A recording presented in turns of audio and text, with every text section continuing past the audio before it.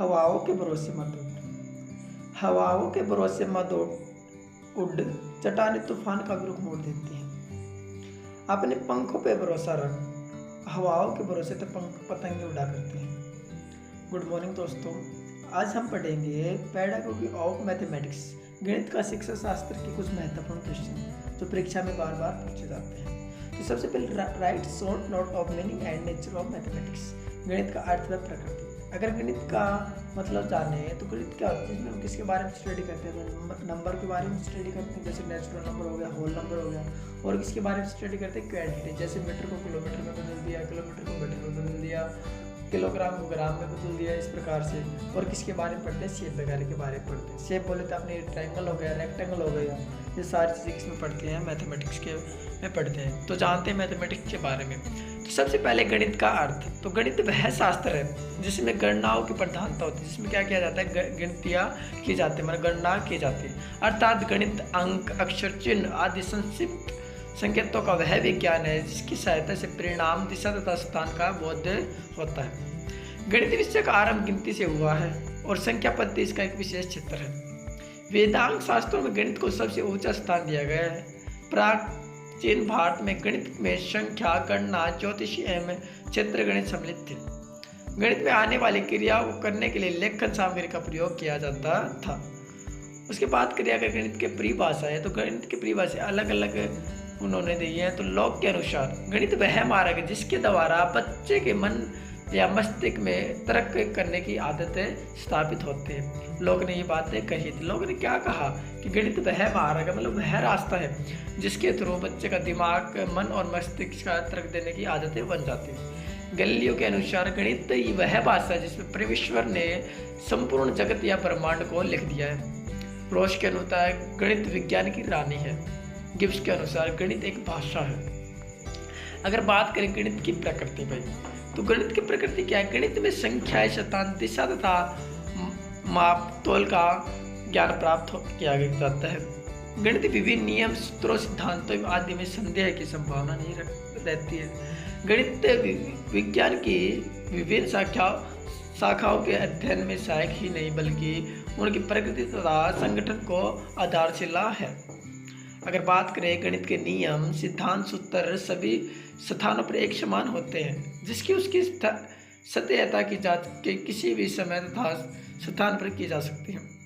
गणित के ज्ञान का उपयोग विज्ञान की विभिन्न शाखाओं तथा अन्य विषयों के अध्ययन में किया जाता है। गणित का ज्ञान आधार निश्चित होता है जिसके उस पर विश्वास किया जा सकता है। गणित में बालकों के स्वस्थ तथा वैज्ञानिक दृष्टिकोण विकसित होता है। गणित के ज्ञान का आधार हमारी ज्ञानेंद्रिय है। गणित में अमृत प्रत्ययों को पूर्ण रूप से परिवर्तित किया जाता है, साथ ही उनकी व्याख्या भी की जाती है। ये सारे अपने थे कि अपना गणित क्या है और इसकी नेचर क्या है। अब हम बात करेंगे कि गणित का विद्यालय पाठ्यक्रम में महत्व की क्या महत्व है। तो गणित का विद्यालय पाठ्यक्रम एक महत्वपूर्ण स्थान होता है। गणित पाठ्यक्रम के महत्वपूर्ण निम्नलिखित बिंदु की सहायता से समझा जा सकता है। शिक्षा की प्रक्रिया व्यवस्थित करने में सहायक, समय का सदुपयोग करने में सहायक है, छात्रों का मूल्यांकन करने में हेतु आवश्यक है, चरित्र निर्माण में सहायक है, और शिक्षा के उद्देश्य की प्राप्ति में भी क्या है, अपना गणित का पाठ्यक्रम का बहुत ही महत्व है। अगर बात करें हम नेक्स्ट क्वेश्चन की कि कंटेंट एनालिसिस क्या होता है, विषय वस्तु विश्लेषण क्या होता है, तो इसके बारे में जानने के व्हाट इज कंटेंट एनालिसिस, विषय वस्तु विश्लेषण का अर्थ, प्रस्तावना। जब एक सामाजिक शोधकर्ता किसी शोध परियोजना में प्राकृतिक सामाजिक घटनाओं के अभिलेखों या गुणात्मक सामग्री का एक समूह प्राप्त करता है, तो वह सामग्री को उचित श्रेणियों में वर्गीकृत करना चाहता है ताकि वह इसे व्यवस्थित और क्रमबद्ध तरीके से वर्गीकृत कर सके। श्रेणियों में वर्गीकृत इस प्रक्रिया को आमतौर पर विषय वस्तु विश्लेषण कहा जाता है। मतलब इस प्रकार से, मतलब किसी भी चीज़ को एक छोटे छोटे पार्ट में डिवाइड करके उसके बारे में जानना, एक प्रकार से क्या कहलाता है, विषय वस्तु विश्लेषण कहलाता है। अगर जानने की विषय वस्तु विश्लेषण का अर्थ क्या होता है, तो विषय वस्तु विश्लेषण मानवीय अनुभव और ज्ञान के रिकॉर्ड का विश्लेषण करने का एक प्रयास है। यह सभी प्रकार के संचार, उसकी प्रकृति, अंतर्निहित अर्थ, गतिशील प्रक्रिया और संचार कार्यों में लगे लोगों का अध्ययन करने का एक साधन है। यह स्पष्ट रूप से गतिविधि है जो किसी दस्तावेज या भाषण या घटना के निर्माण और उत्पादन का अनुसरण करती है, जिसका उद्देश्य यह अनुमान लगाना है कि इस संदेश किस बारे में है और इसका क्या प्रभाव पड़ने वाला है, और इन सभी को समझना है। उसके बाद करेंगे विषय वस्तु विश्लेषण की विशेषता क्या क्या है। तो सबसे पहले विशेषता, विषय वस्तु विश्लेषण अनुसंधान की एक विधि है। सेकंड की बात करें, इसके अंतर्गत सामग्रियों का एक व्यवस्थित अध्ययन किया जाता है। थर्ड की बात करें, इसके आधार पर गुणात्मक सामग्री का वस्तुनिष्ठ अध्ययन संभव है। अगर बात करें फोर्थ का, तो इसके अंतर्गत गुणात्मक सामग्री का वैज्ञानिक ढंग से विश्लेषण एवं व्याख्या की जाती है। अगर बात करें नेक्स्ट की, तो इसके अंतर्गत शोध की गुणात्मक सामग्री को विभिन्न उपयुक्त श्रेणियों में वर्गीकृत किया जाता है। इसके अंतर्गत गुणात्मक सामग्री को मात्रात्मक सामग्री में परिवर्तित कर मापने योग्य बनाया जाता है। ये थी अपने विषय वस्तु विश्लेषण के बारे में कुछ महत्वपूर्ण बातें। अब पढ़ेंगे हम लेसन प्लान कि पाठ योजना क्या है। तो देखो, पाठ योजना निर्माण, फॉर्मेशन ऑफ लेसन प्लान किस प्रकार से किसी भी प्रक्रम या विषय के सरलतम, सुव्यवस्थित तथा क्रमबद्ध ज्ञान प्रदान करने के उद्देश्य से बनाई गई पूर्ण योजना ही पाठ योजना कहलाते हैं। पाठ योजना निर्माण का उद्देश्य है व्यवस्थित ज्ञान प्रदान करने के साथ साथ अध्यापकों को विषय क्षेत्र से बाहर जाने से रोकता है। बात करें योजनाओं का निर्माण किस प्रकार से हुआ, तो योजनाओं में प्रकरण को सदैव सरल से जटिल की ओर ले जाना चाहिए। मतलब पहले हमें सिंपल चीज़ें पढ़नी चाहिए, उसके बाद हार्ड चीज़ों की तरफ जाना चाहिए।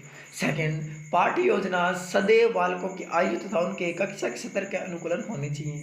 मतलब कक्षाओं के आधार पर और बच्चों की आयु के आधार पर क्या होना चाहिए, पाठ्य योजना बनानी चाहिए। उसके बाद पाठ्य योजना में व्यक्तिगत भिन्नताओं को अध्ययन में रखते हुए विविध प्रकार के प्रश्नों का प्रयोग किया जाना चाहिए। पाठ्य योजनाएं बनाते समय उदाहरण के रूप में सदैव उनकी वस्तु तथा तथ्यों का प्रयोग किया जाना चाहिए, जिससे बारे में बालकों को पहले से ही जानकारी हो। नेक्स्ट की बात करें तो पाठ्य योजना में ज्ञात से अज्ञात की ओर आगे बढ़ना चाहिए। अधिक नवीनतम अधिगम की प्रक्रिया को बालकों के पूर्व ज्ञान से जोड़ते हुए आगे बढ़ना चाहिए। ये सारी थी पाठ्य योजना के निर्माण की विशेषता। अब हम पढ़ेंगे नेक्स्ट क्वेश्चन कि कॉन्टिन्यूस एंड कंप्रिहेंसिव इवैल्यूएशन, सतत एवं व्यापक मूल्यांकन क्या होता है। तो सबसे पहले पढ़ेंगे कि भाई सतत मूल्यांकन क्या होता है। तो सतत समग्र मूल्यांकन, जिसके संक्षिप्त में सीसी के नाम से भी जाना जाता है, मतलब कॉन्टिन्यूस कंप्रिहेंसिव इवैल्यूएशंस, भारतीय स्कूली शिक्षा में सतत व्यापक मूल्यांकन वर्ष 2009 में समग्र रूप से लागू किया गया। आरंभ से क्लास में 6 से 10वीं तक के बच्चों के लिए शुरू किया गया था। समग्र एवं सतत मूल्यांकन का प्रयोग सर्वप्रथम श्रीकृष्ण द्वारा 1967 में किया गया। इसका प्रयोग मात्र पाठ्यचर्या मूल्यांकन के लिए किया जाता था। श्रीकृष्ण द्वारा समग्र एवं सतत मूल्यांकन में अंतर स्पष्ट किया गया तथा उनके प्रयोग को उत्पादक परिवर्तन कार्यकर्ताओं अथवा शिक्षार्थी के गुण या योग्यताओं को जानने के लिए किया गया। उनके वर्षों तथा पाठ्यक्रम मूल्यांकन के लिए इनका प्रयोग होता रहा। बात करें कि समग्र एवं सतत मूल्यांकन सीसी क्या है, तो विकास के शैक्षणिक और शैक्षणिक क्षेत्रों में नियमित निर्धारण तथा छात्र की संपूर्णतावादी परीक्षा का उपलब्ध करवाने की प्रक्रिया है। इस योजना का लक्ष्य मूल्यांकन को शिक्षण अधिगम प्रक्रिया का अभिन्न अंग बनाना है। यह योजना छात्रों के व्यक्तित्व के सर्वतोमुखी विकास पर केंद्रित है। योजना अधिगम अंतरों के निदान द्वारा प्रचलित शिक्षण अधिगम प्रक्रिया में सुधार की ओर ध्यान देती है और सुधारक तथा समृद्ध इनपुट प्रस्तुत करती है। सीसी योजना परीक्षा में प्रभावी शिक्षा की ओर प्रतिमान बदलाव लाएगी। बात करें कि हम समग्र एवं सतत मूल्यांकन की पूरी जानकारी, तो राष्ट्रीय शिक्षा नीति 1986 में सतत और समग्र मूल्यांकन पर बल दिया गया। सतत मूल्यांकन का अर्थ है विद्यार्थियों के विद्यालय आधारित मूल्यांकन की उस प्रणाली से जिससे विद्यार्थियों के विकास के सभी पहलुओं की ओर ध्यान दिया जाता है। यह निर्धारण की विकासात्मक प्रक्रिया जो दोहरे उद्देश्य पर बल देती है। ये लक्ष्य है व्यापक आधार वाले शिक्षा प्राप्ति का मूल्यांकन और निर्धारित आचरणात्मक परिणामों का मूल्यांकन और निर्धारण। सतत और व्यापक मूल्यांकन में सतत शब्द का उद्देश्य इस बात पर बल देना कि बच्चों के समृद्धि और विकास के अभिवाद पहलुओं का मूल्यांकन एक घटना की ओर बजाय सतत प्रक्रिया है। अगर बात करें कि सतत मूल्यांकन के उद्देश्य की, इसके उद्देश्य क्या है? सबसे पहले चिंतन की प्रक्रिया पर जोर देना और कंटेस्ट करने पर बल देना। सेकंड की बात करें, संज्ञानात्मक, मनोज्ञानात्मक और प्रभावकारी कौशलों का विकास करने में सहायता देना। ये सारे थे सतत समग्र मूल्यांकन के उद्देश्य। अब हम बात करेंगे नेक्स्ट क्वेश्चन के ऊपर कि what is an inductive deductive method of teaching mathematics. गणित शिक्षण की आगमन निगमन विधि क्या है? तो सबसे पहले आगमन विधि। तो आगमन विधि कक्षा शिक्षण की महत्वपूर्ण विधि है। इस विधि में विषय वस्तु के प्रस्तुतिकरण के दौरान सबसे पहले उदाहरण दिए जाते हैं। सबसे पहले क्या दिया जाएगा? उदाहरण दिए जाएगा। तत्पश्चात सामान्य सिद्धांत पर प्रस्तुतिकरण किया जाता है। आगमन विधि की प्रमुख विशेषताएं निम्नलिखित हैं। सबसे पहले उदाहरण से नियम की ओर, सबसे पहले उदाहरण बताएंगे, उसके बाद नियम की ओर चलेंगे। दूसरा, स्थूल से सूक्ष्म की ओर, मतलब बड़े से छोटे की ओर। उसके बाद विशिष्ट से सामान्य की ओर। अगर फोर्थ की बात करें, ज्ञात से अज्ञात की ओर, जो पता है उसके बाद जो नहीं पता उसकी ओर। मूर्त से अमूर्त की ओर, मतलब जो जिन चीज़ों को देख रखा पहले वो, उसके बाद जो चीज़ों को नहीं देख रखा उसके वो।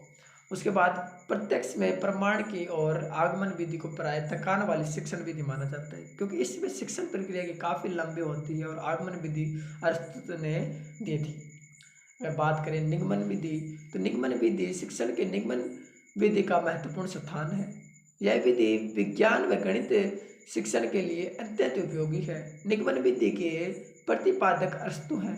निगमन विधि के शिक्षण के दौरान प्रस्तुत विषय वस्तु प्रमुख विशेषताएं निम्न प्रकार की। सबसे पहले सूक्ष्म में स्थल की ओर, सेकंड सामान्य से विशिष्ट की ओर, अज्ञात से ज्ञात की ओर, प्रमाण से प्रत्यक्ष की ओर। अमूर्त से मूर्त को एरो और शिक्षण की निगमन विधि से शिक्षण प्रक्रिया सामान्य से विशिष्ट की ओर अनुमुख होती है। इस विधि में पाठ्यचर्या का क्रम सूक्ष्म में स्थूल की ओर होता है। सूक्ष्म विषय वस्तु के प्रस्तुतिकरण का क्रम अमूर्त की ओर मूर्त की तरफ होता है। कक्षा शिक्षण प्रमाण से प्रत्यक्ष की ओर होता है। एक विषय वस्तु की प्रकृति अज्ञात से ज्ञात की होती है।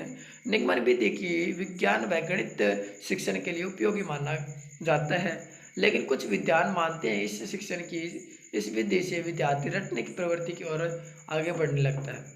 शिक्षण अधिगम की गति धीमी करता है। आगमन विधि निगमन विधि जनक प्रतिदक अरिस्टो है। आगमन और निगमन विधि दोनों किसने दी थी? अरिस्टोटल ने दी थी। अगर बात करें हम नेक्स्ट क्वेश्चन के ऊपर, जो काफ़ी महत्वपूर्ण है एग्जाम पॉइंट ऑफ व्यू से, तो सबसे पहले what are the aim and objective of teaching mathematics and secondary stage discuss. माध्यमिक स्तर पर गणित शिक्षा के क्या लक्ष्य तथा उद्देश्य है, विवेचना कीजिए।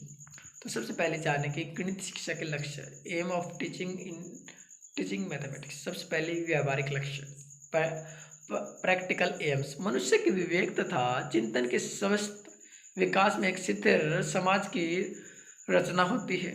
गणित रोजी रोटी कमाने में सहायक के अतिरिक्त ऐसे समाज की रचना करने में सहायता करता है। उपयोगिता की दृष्टि गणित इंजीनियरिंग, भौतिक अर्थशास्त्र, भूगोल व अंतरिक्ष विज्ञान आदि में प्रत्यक्ष काम आता है। व्यवसाय तथा वाणिज्य की प्रकृति का आधार भी गणित है। अनेक क्षेत्रों की खोज व अनुसंधान, सर्वेक्षण तथा आंकड़ों से निष्कर्ष निकालने का कार्य गणित द्वारा ही संभव होता है। सेकंड है अपना अनुशासनात्मक लक्ष्य, डिसिप्लिनरी एम्स। गणित व्यक्ति की आदतों तथा क्षमताओं का विकास करता है। साथ ही परिणामों की निश्चितता, मौलिकता, समन्वय तथा अन्य विषयों से संबंध की स्थापना अनुशासन के ही गुण हैं। गणित इन सब का संतुलित विकास करता है। गणित की समस्या हमारे जीवन की समस्या से बिल्कुल मिलती जुलती होती है। थर्ड की बात करें तो सांस्कृतिक एवं नैतिक लक्ष्य, कल्चर एंड मोरल एम्स। अनेक शिक्षाविद आज इस मान्यता से सहमत है कि गणित शिक्षण का सांस्कृतिक एवं नैतिक महत्व भी है। गणित अप्रत्यक्ष रूप से छात्रों में समस्त आदतों का विकास करता है। नागरिकों में शुद्ध सांस्कृतिक मूल्यों की स्थापना के लिए तर्क शक्ति तथा निर्माण शक्ति का विकास आवश्यक है। इन शक्तियों का निर्माण गणित से निकट का संबंध है। अतः गणित शिक्षण के पीछे यह लक्ष्य निश्चित होता है कि विषय के ज्ञान के साथ साथ छात्र समाज के साथ सभ्य नागरिक बने तथा उनके अधिक सुखी बनाने में सहायता कर सके।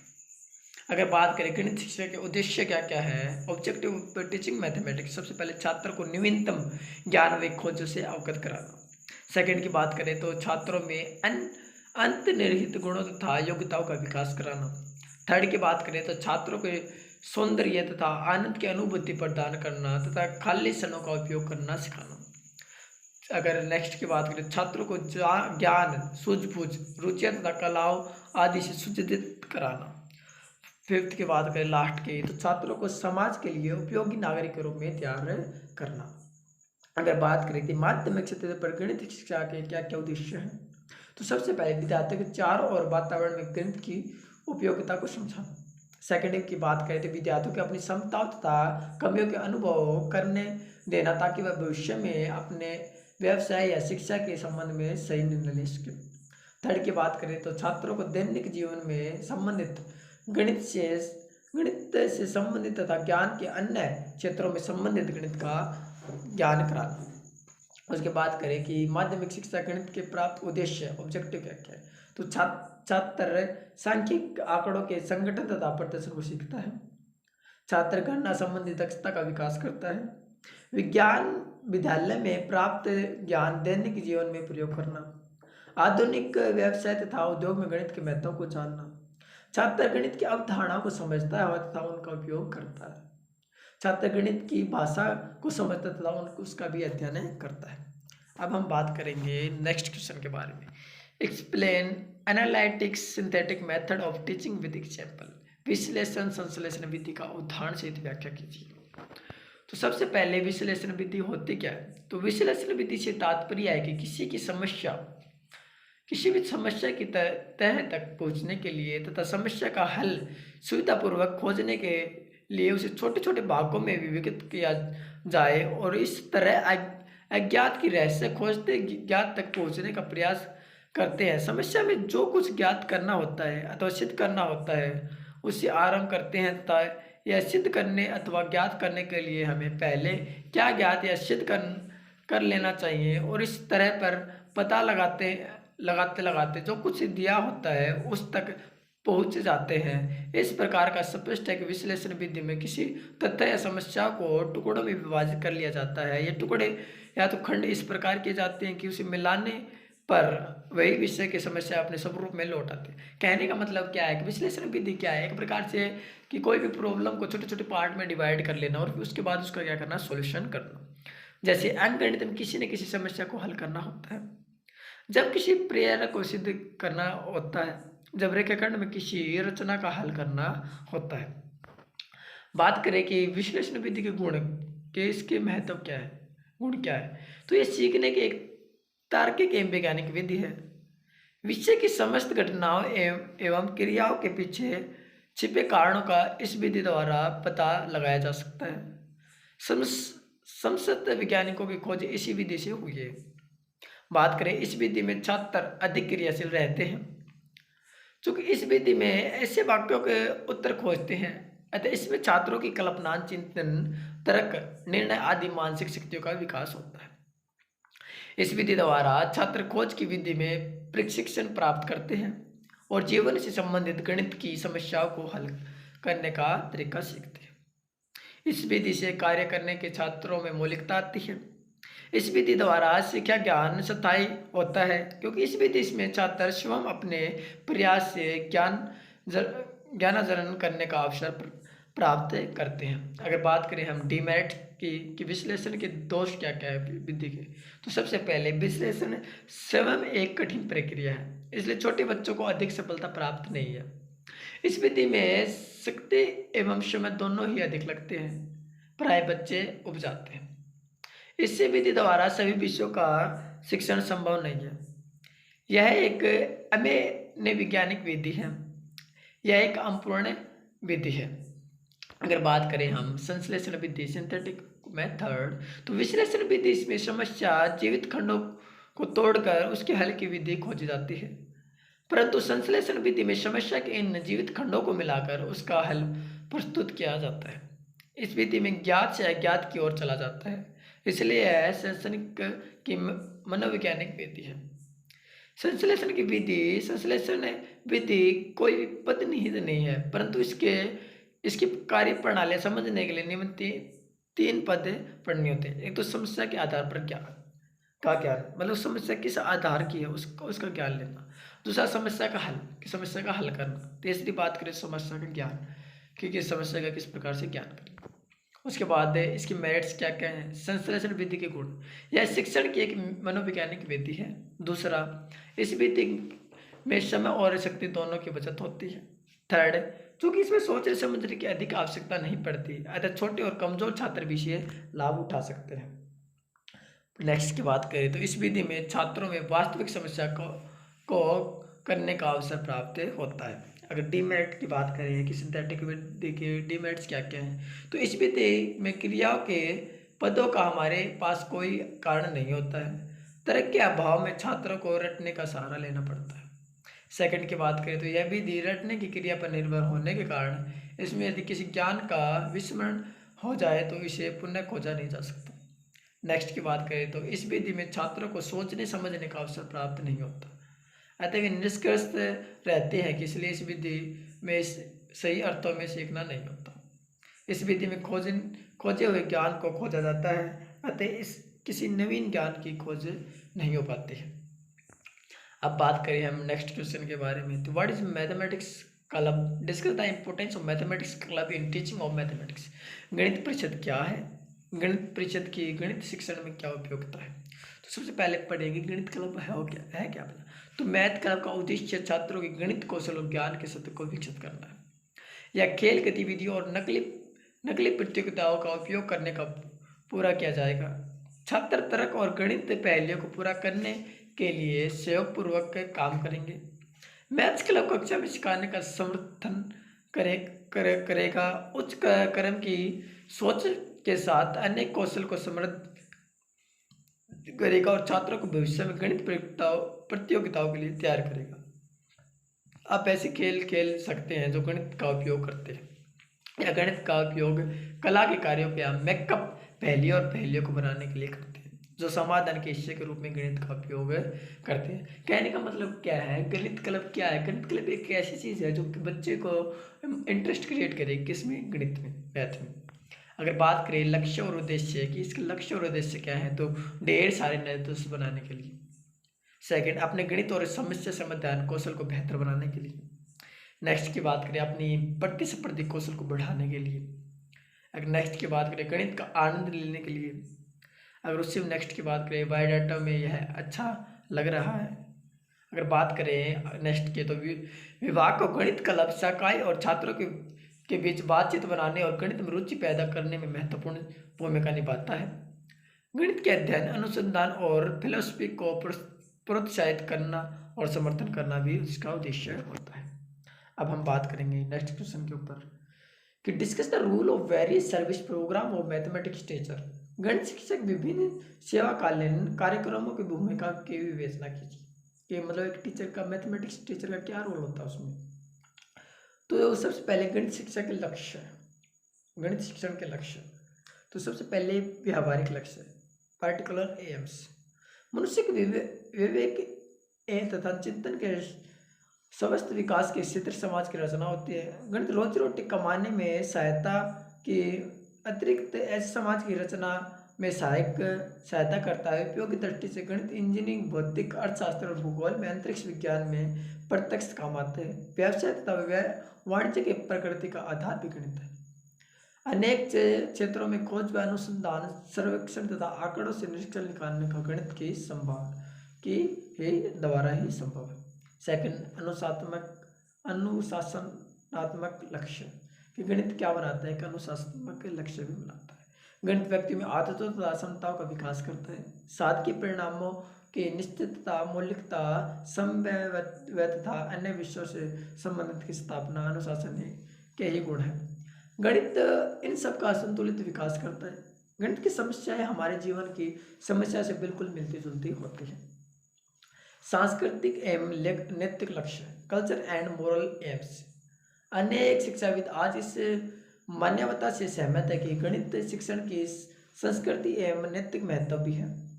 गणित अप्रत्यक्ष रूप से छात्रों में स्वस्थ आदतों का विकास करता है, नागरिकों में शुद्ध सांस्कृतिक मूल्य की स्थापना के लिए तर्क शक्ति तथा निर्णय शक्ति का विकास से आवश्यक है।